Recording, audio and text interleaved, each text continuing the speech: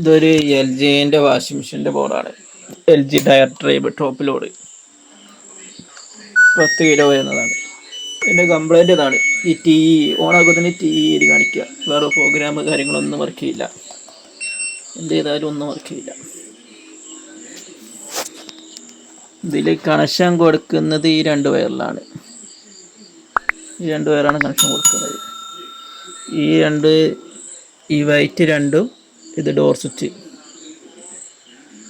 ഈ സാധനത്തിൻ്റെ ഈ ഡോർ സ്വിച്ചിൻ്റെ മാഗ്നറ്റ് ഡോർ സ്വിച്ച് വരിക.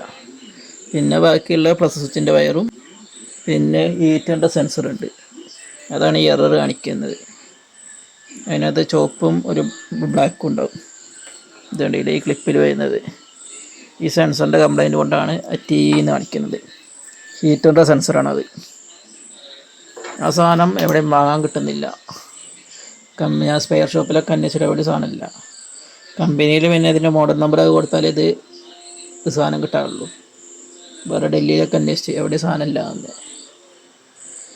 അപ്പോൾ ഇത് ബൈപ്പാസ് ചെയ്ത് വർക്ക് ചെയ്യുന്ന രീതി കാണിച്ചു തരാം. ഡോസ് ഈ സെൻസർ ഒഴിവാക്കിയിട്ട് ഡയറക്റ്റ് ആക്കുക. ഇതാണ് ഇതിൻ്റെ സെൻസർ വരുന്നത്, ഈ ചെറിയ സാധനം. ഇതിൻ്റെ ഓൺലൈനിലൊക്കെ നമുക്ക് നല്ല റേറ്റാണ് കാണിക്കുന്നത്. തൽക്കാലത്തേക്ക് വർക്കിങ്ങിന് രീതിയിലുള്ള ബൈപ്പാസ് ചെയ്യാം.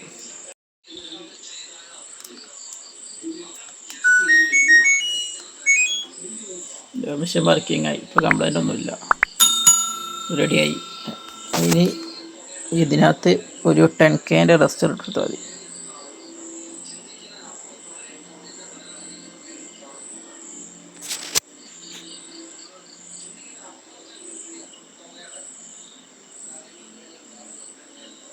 ഈ 10K റെസിസ്റ്റർ ഇട്ടായി കംപ്ലൈൻറ്റ് ക്ലിയർ ആവും ഈ 2 വയറിലേക്ക്.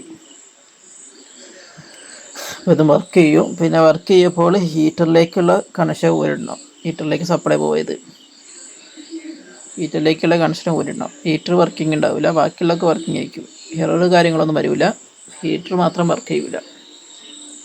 ഹീറ്റർ വർക്ക് ചെയ്യണമെങ്കിൽ ഈ സെയിം സെൻസർ തന്നെ വാങ്ങിയിടണം, എന്നാലേ ഹീറ്റർ വർക്ക് ചെയ്യുള്ളൂ.